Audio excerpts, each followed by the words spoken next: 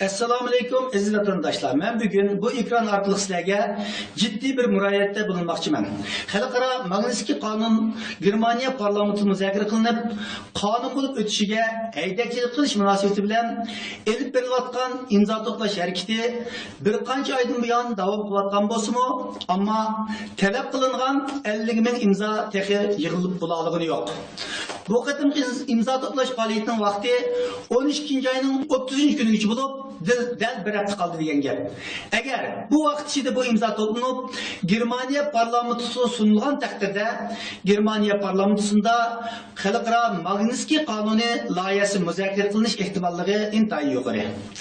Xalqaro Magnitskiy qonuni 2016-yilda Amerikada yo'l qo'yilgandan buyon bunga ergashib Kanada, Angliya, Latviya, Litvaniya, Estoniya qatorliq Baltik davlatlarida bu qonun yo'l qo'yishga boshlagan edi.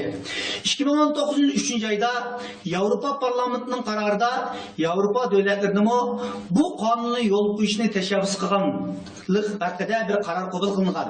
2019-yil 5-oyning 8-kuni Germaniya parlamenti Kishilik huquq komiteti Xitoydagi kishilik huquq va diniy e'tiqod erkinligi munosabati bilan maxsus guvohlik yig'ini o'tkazganda men parlamentning taklif bilan doklad taqdim qilgan edim va bu masala Germaniya parlamentida tunji bo'lib kun tartibga kelgan edi.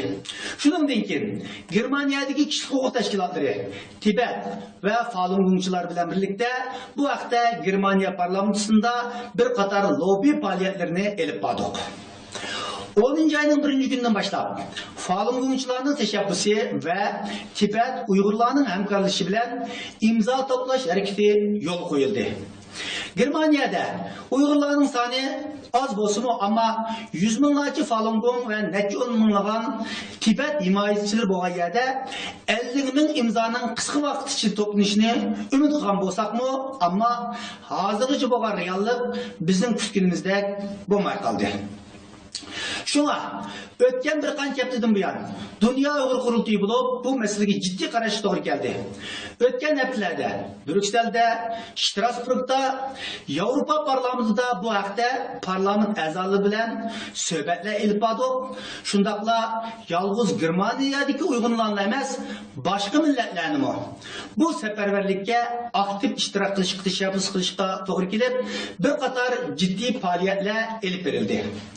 2 gün avval Berlin'de Müslüman ve Türk teşkilatlarının rehberleri bilen oldumuzdaki günlerde elip berilgan faaliyetlerini müzakere kılıbış bilen birge bu imza faaliyetiga keng kölemlik seferberlik elip bardık.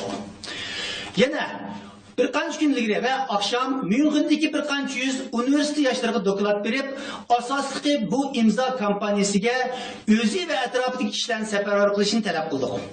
Aziz qarindoshlar, yuqorida deb aytganimizdek, oldimizda bir hafta vaqt qoldi.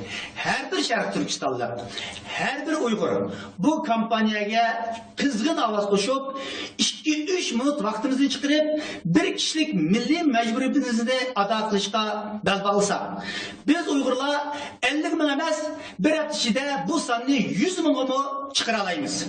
Bu qonun Germaniya parlamentida muzokara qilinib, qonun bo'lib o'tgan taqdirda bu bütün Yevropa İttifaqıdagi davlatlarga ta'sir qiladi. Buningdan keyingi faoliyatlarimiz bu davlatning parlamentidami bu qonunni chiqarish uchun harakat qilishdir. Bu qonun chiqqan taqdirda Xitoy hukumati rahbarlarining Sharqiy Turkistonda elib berayotgan İnsaniyet karşı ötküsüvattan cinayet kılmışlarından hesap alalayımız. Ulanın aile tabatlarının erkin hayat kılışı, ukışı, ticaret bilen şoğunlışı çeklim uçuraydı. Mal dünyası müsaadere kılınıdı. Kamplarda azap çıkvatkan milyonluğun karındaşlarımızın hesabı soralgan buludu. Şuna her bir vatandaşımızın özü ve etrafındaki dost braderlerini seferber kanalda bu kampanyaya aktif iştirak qilishga chaqiramiz. Hiçbir netice, hiçbir qalba o'zligidan qo'lga kelmaydi. Erkinlikni hech kim taqdis bilan sunmaydi. Qalba kurash bilan, mujodala bilan, harakat bilan qo'lga keladi. Ammo oldimizda uyimizda kompyuterning oldi qiladigan 2-3 minutlik bir inqilob bor. Sizni saqlaymiz, qani marhamat. Rahmat.